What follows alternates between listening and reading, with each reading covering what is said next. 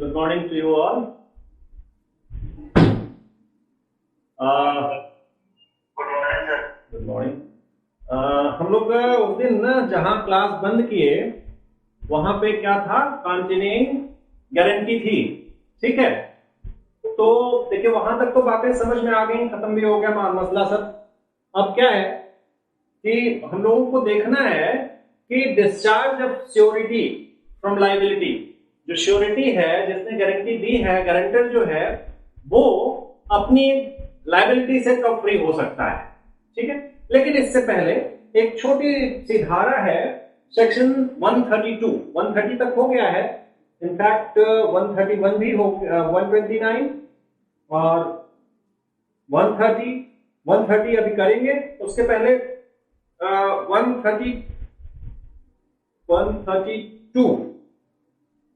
132 को थोड़ा सा देख लेते हैं, फिर आगे चलते हैं। ठीक है, सेक्शन 132 क्या कहता है इसको जरा समझिए। इसका कहने का सिर्फ इतना मतलब है कि अगर दो इसने क्रेडिटर को लिया है, डेटर को लिया है, श्योरिटी शब्द कहीं यूज नहीं किया है, ये देखने वाली बात है। तो ये एक क्रेडिटर है और ये D1 D2 डेटर है, लेकिन ये D1 D2 जो मुझे लग रहा है ना, ये श्योरिटी के सेंस में भी यूज हो सकता है, क्योंकि इसकी जो पहली लाइन पढ़ेंगे तो समझ में आएगा। 132 कह रहा है where two persons contract with third person, दो लोग हैं एक तीसरे आदमी से संविदा कर रहे हैं, किस लिए? To undertake a certain liability. अब देखिए ये जो मसला है कि अगर ये दो D1 डेटर होते और क्रेडिटर सिर्फ होता तो टू थर्ड पर्सन नाम नहीं आता। इनको आप कह सकते हैं S1 या S2 श्योरिटी, ये श्योरिटी हुए। अब ये किस चीज के लिए लायबिलिटी ले रहे हैं? एक अलग से जो क्या है, अंडरटेक अ सर्टेन लायबिलिटी, कोई एक लायबिलिटी है यहां पे, इसको ये लोग ओन करना चाह रहे हैं कि चलो इसके लिए हम जिम्मेदार होंगे। तो ये S1 S2 भी मान सकते हैं, मतलब श्योरिटी। यहां पे डेटर शब्द यूज हुआ है। And also contract with each other. अब देखिए यहां तक पहले मसला समझ लीजिए कि ये जो एक श्योरिटी, दो श्योरिटी या एक डेटर, दो डेटर है, इसने थर्ड पर्सन से कहा कि ठीक है ये जो लोन है। अब देखिए इसीलिए मैं इसको यहां डिफरेंशिएट करना चाह रहा हूं कि ये जो लायबिलिटी है हो सकता है इनकी हो, और ये S1 S2 इसको ओन कर रहे हैं, ठीक है, सी से, कि इसकी जिम्मेदारी हमें दे दो। ठीक है, कोई बात नहीं, इस लायबिलिटी को ये ले तो रहे हैं। इसी समय ये दोनों, अब भाई देखिए इसके लिए ये भी डेटर हो गए। बहुत सीधी बात जानिएगा, जो श्योरिटी होता है वो भी डेटर के ही रूप में हो जाता है, क्योंकि अगर इससे पैसा नहीं मिलेगा तो इनके पास जाएगा क्रेडिटर।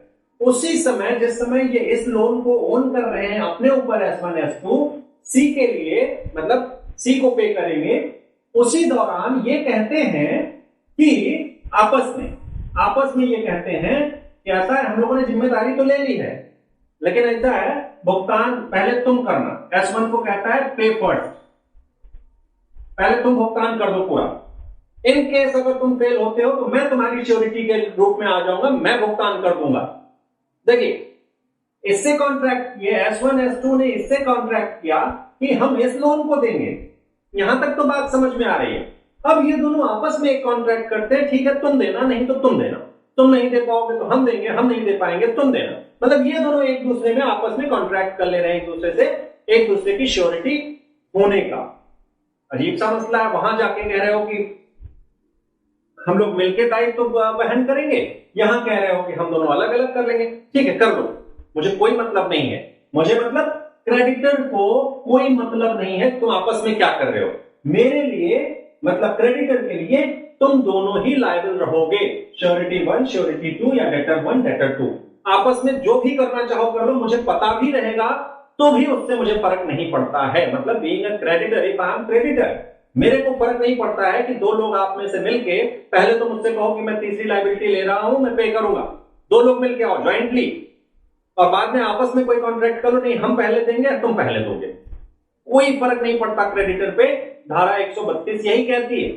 अभी आगे पढ़ेंगे कि ज्वाइंट जो क्रेडिट श्योरिटीज होते हैं उनका क्या दायित्व होता है, एक को हटा दिया गया या एक डिस्चार्ज हो गया, कुछ ऐसी बातें जो होंगी उस पे क्या आएगा वो अलग देखेंगे। लेकिन यहां देखिएगा कि इन दोनों में अगर आपस में कोई ऐसी संविदा की जा रही है तो उससे क्रेडिटर नहीं कहीं प्रभावित होने वाला है। पढ़ लेते हैं। Where two persons contract with third person to undertake a certain liability and also contract with each other that one of them shall be liable only for the default of other। ये दोनों कहते हैं कि एक हम में से एक दूसरे के डिफॉल्ट पे ही लाइबल होगा। इनका कहने का आशय है एक कोई पे करे दूसरा है, only on the default of the other, the third person not being a party to such contract।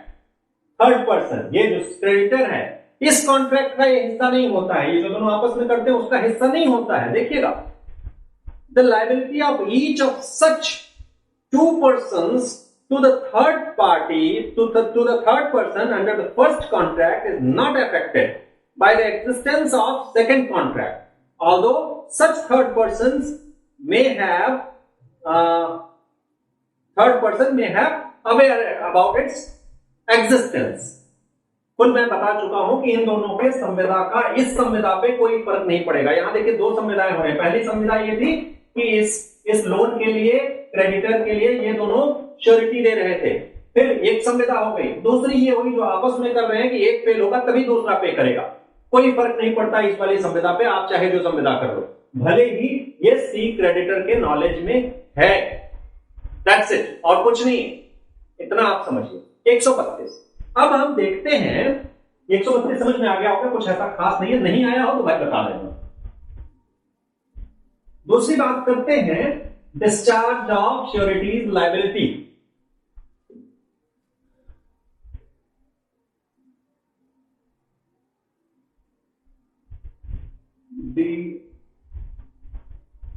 Discharge of surety from liability. ठीक है, एक जो श्योरिटी है जिसने गारंटी दी है वो किन परिस्थितियों में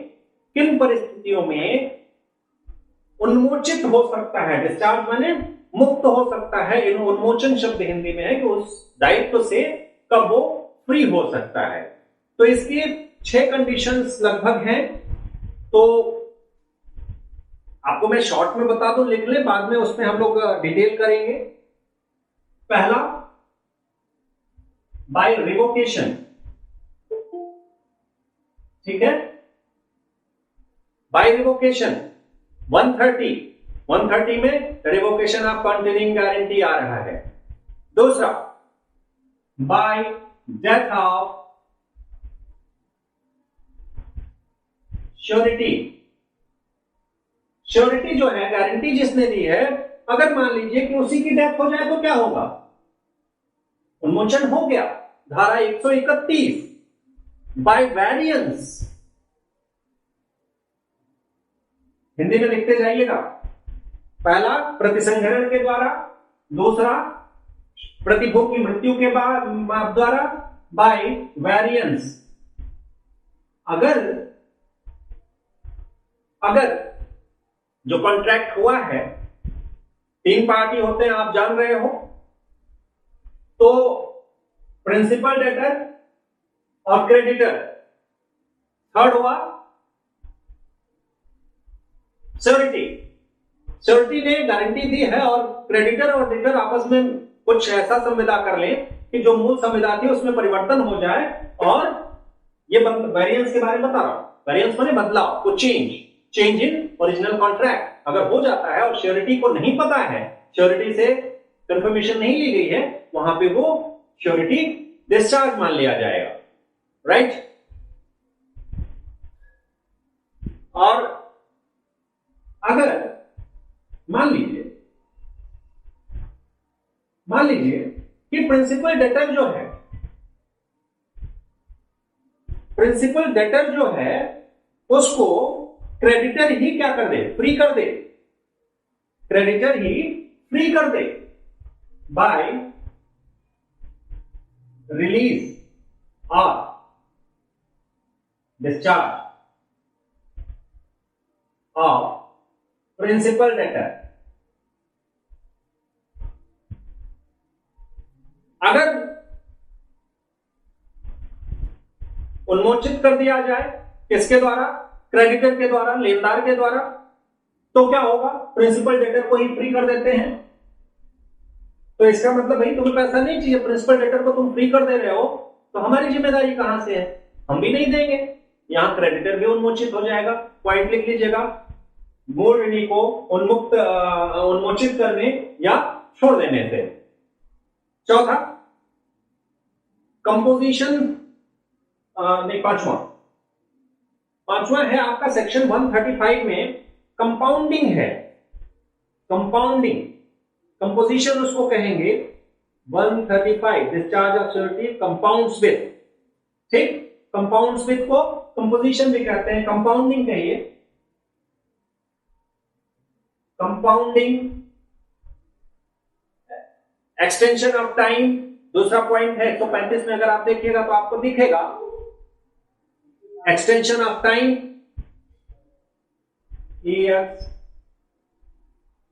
एक्सटेंशन ऑफ टाइम, जिस टाइम को आपने दिया है डेटर को उस टाइम को आप बढ़ा दें।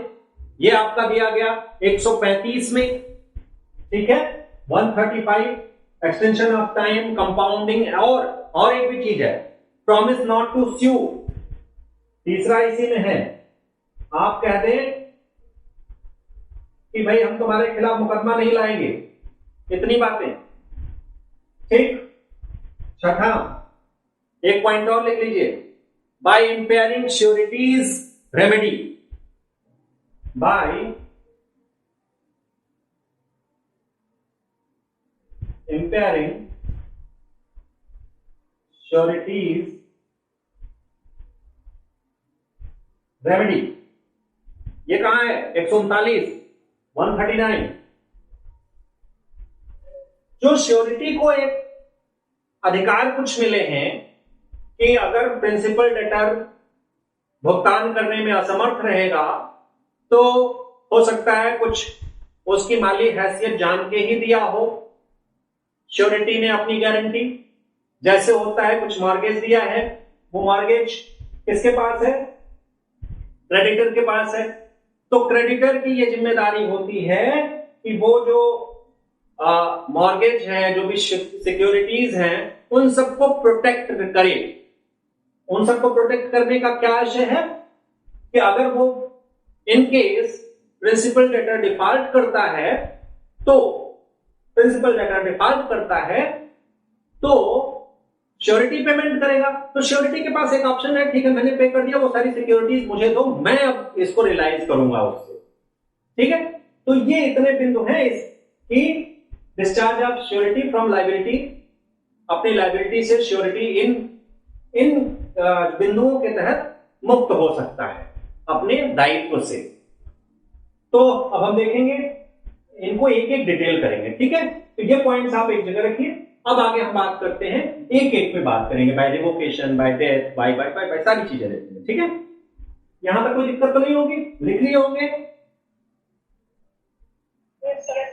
ओके, इसमें जो लास्ट वाले का है हिंदी है कि लेनदार के ऐसे कार्य या लोग से जिसपे प्रतिभू के पारिणामिक उपचार का ह्रास होता है। आप इसमें सीधे लिखेंगे कि प्रतिभू के क्या लिखा है? उपचार का ह्रास होने पे, प्रतिभू के उपचार का ह्रास होने पे, इसको ऐसे लिखिएगा, समझने को आप समझ जाएंगे जब समझाऊंगा तो। ठीक है, तो अब हम लोग शुरू करते हैं एक एक करके पॉइंट्स पे कि डिटेल 130 से शुरू करते हैं। ठीक है, तो discharge of surety from liability, सबसे पहला आता है कि जो श्योरिटी है किस तरह से अपने दायित्व से उन्मोचित हो जाएगा। तो उसका सबसे पहला बिंदु है बाय रिवोकेशन, सेक्शन 130 पढ़ते हैं।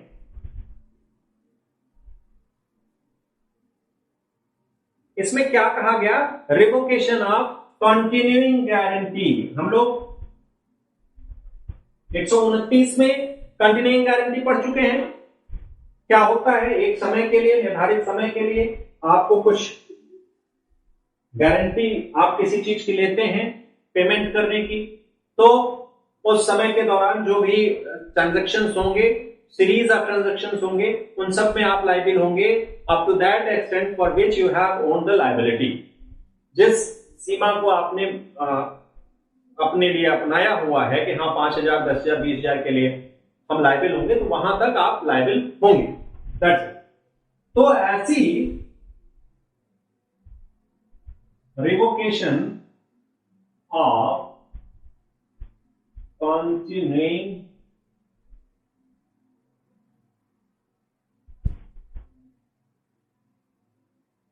ठीक है। तो कंटिन्यूइंग गारंटी, मान लीजिए कि आपने किसी को कहा कि मैं भाई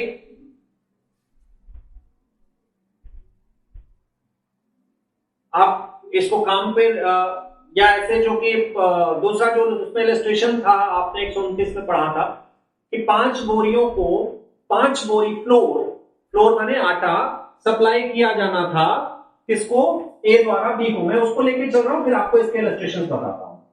ए बी को 1 महीने में 5 बोरी आटे की 5 बोरियां हाँ सप्लाई करता, और बस उसी 5 बोरी के लिए वो लायबल था 1 महीने में। ड्यूरेशन भी फिक्स था, मेजरमेंट भी था। अब होता क्या है कि 15 दिन बीते हैं और ए अपने जो गारंटी दिया है श्योरिटी को विड्रॉ कर लेता है, रिवोक कर लेता है। श्योरिटी जो इसने दी है कि 5 बोरी आटे जो कि 1 महीने में सप्लाई होने हैं, उसकी मैं गारंटी लेता हूं। 15 दिन बीता है और इसने रिवोक कर लिया। देखिए, इसमें 2 स्थितियां उत्पन्न होंगी, हो सकती हैं। पहला, हो सकता है 4 बोरी आटे की सप्लाई हो चुकी हो, 1 बचा हो, या हो सकता है कुछ भी ना हुआ हो, या हो सकता है पूरी सप्लाई हो गई। तो क्या होगा? पहली बात तो समस्या होती है, क्या ये रिवोक कर सकता है?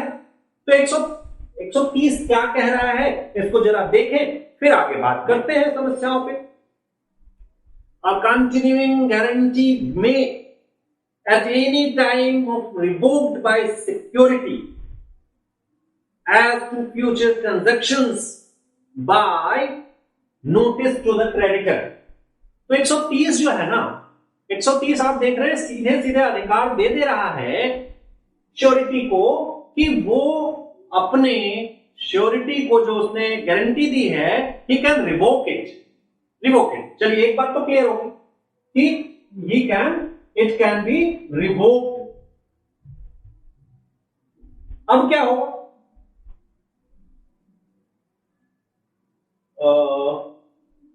130 है ना, revoked, it can be revoked, पहली बात हो गई। किस चीज के लिए? आगे भी दिया है, it can be revoked by the surety as to future transactions. अब यहीं पे इस समस्या का हल हो रहा है कि मान लीजिए 4 बोरी की, पहली बात हल हो गई कि 15 दिन में रिवोक कर रहा है, ठीक है, कर लिया। 4 बोरी की सप्लाई बची रह गई, मतलब 4 बोरी की सप्लाई हो चुकी है, 1 बोरी की बची रह गई। 1 बोरी की बची है, तभी क्रेडिटर के संज्ञान में ये बात आ जाती है कि भैया अब मैं अपनी गारंटी रिवोक कर लिया हूं, please don't make any other supply या फ्यूचर सप्लाई। तो बात ये होगी कि ये जो 4 बोरी की सप्लाई हो चुकी है ना, उसके लिए ये लायबल होंगे, बट जो रिमेनिंग वन बचा हुआ है वो अगर इस जानकारी के बाद सप्लाई की जाती है क्रेडिटर के द्वारा, तो ये लायबल नहीं होगा। मतलब जो फ्यूचर ट्रांजैक्शन बचा रह गया है, जो अभी इंप्लीमेंट नहीं किया गया है, एग्जीक्यूटेड नहीं है, for that part surety will not be held liable. 131 नहीं सॉरी 130 यही कह रहा है। इसके इलस्ट्रेशंस आप अगर देखना चाहें तो देख लें और अपने से पढ़ना चाहें तो पढ़ लें। हाँ बोलिए भाई।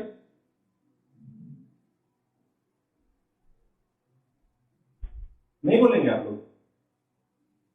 मुझे ही पढ़ना होगा इलस्ट्रेशन? हाँ जी इलस्ट्रेशन में पढ़ूं? ठीक है। A in consideration of B's discounting at A's request bills of exchange for C। इतना टेढ़ा लिखता है ना भैया, दिमाग खराब हो जाता है। Guarantees to B for 12 months the due payment of all such bills to the extent of 5,000 rupees। B discounts bill for C to the extent of 2,000 rupees। Afterwards, at the end of 3 months, A revokes the guarantee।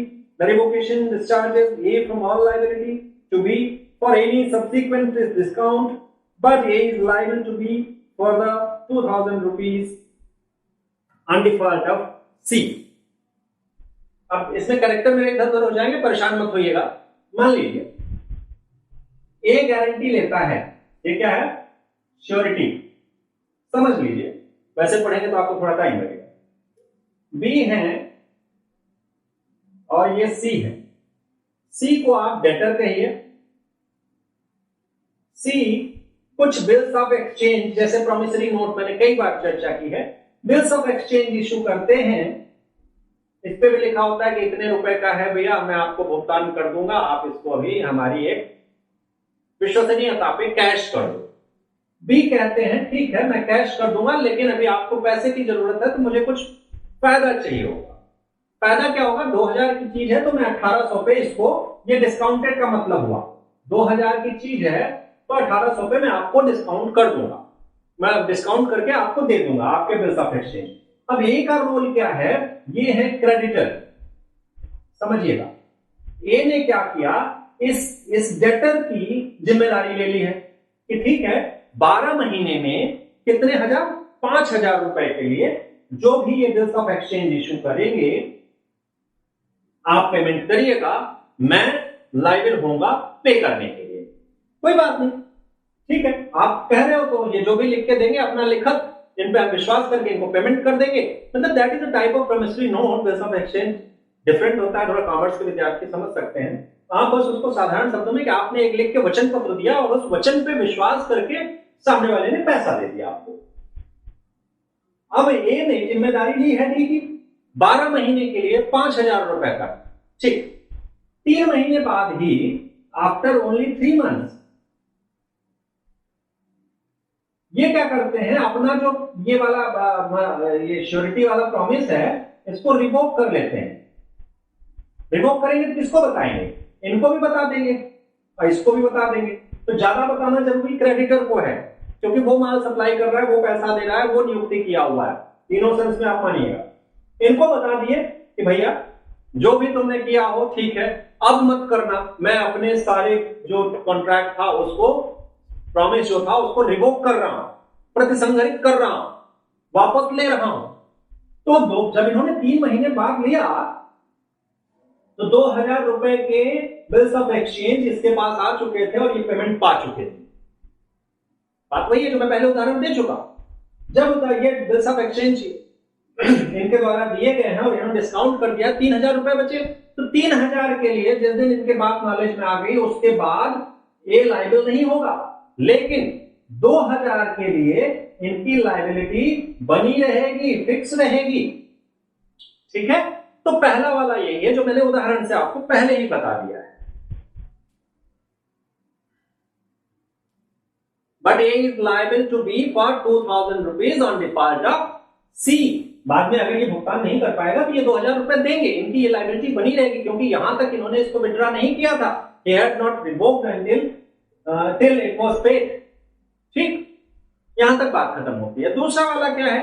A guarantees to B to the extent of 10,000 rupees that C shall pay all his bills that B shall draw upon him. B draws upon C.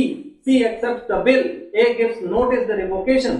he dishonors the bill at maturity, he is liable upon his guarantee. कुल वही है मिला के कि जो bill इन्होंने लिखे होंगे अगर उस समय तक सारे पे किए जा चुके हैं तो सारे के लिए लाइबल होंगे। प्रतिभूत, हाँ समझे ना, ख को क 1000 रुपए तक की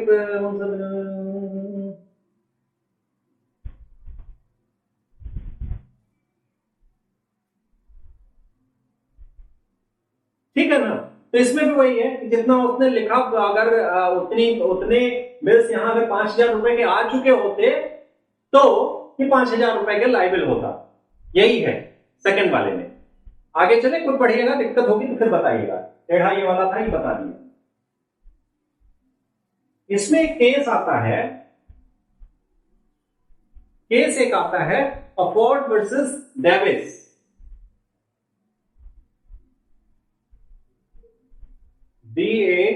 DAVIES। इसमें क्या होता है, वही चीज जो अभी आपने देखा था इसमें ए वाले में, ठीक है।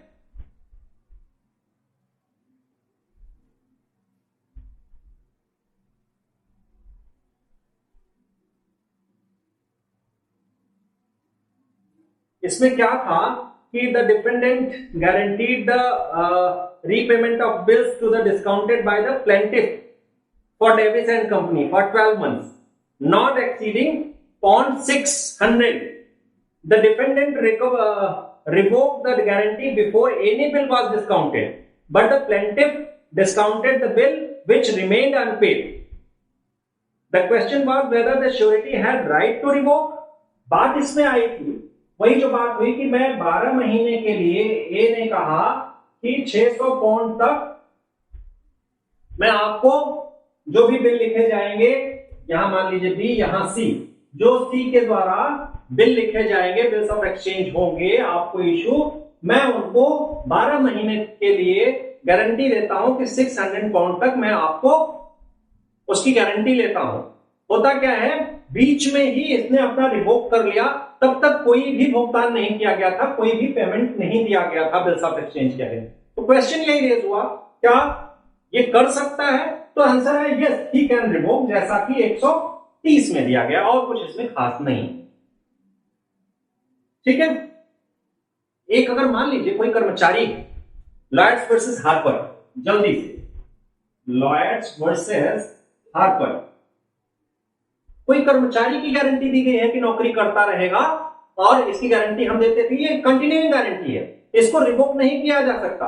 अगर रिवोक करना भी है तो उतना टाइम देते हुए मालिक को दीजिए कि वो उसको सारे दायित्वों से मुक्त करके अपने आप को सेफ रख सके। अगर उसके पास कुछ पैसा हो तो ले सके, एक उसको टाइम पीरियड दीजिए, नोटिस दीजिए, जिसमें वो अपने आप को फ्री कर सके, तब आप रिवोक कर सकते हैं। ठीक है। तो नेक्स्ट पॉइंट हम इसके बाद पढ़ते हैं। यहां तक हो गया रिवोकेशन।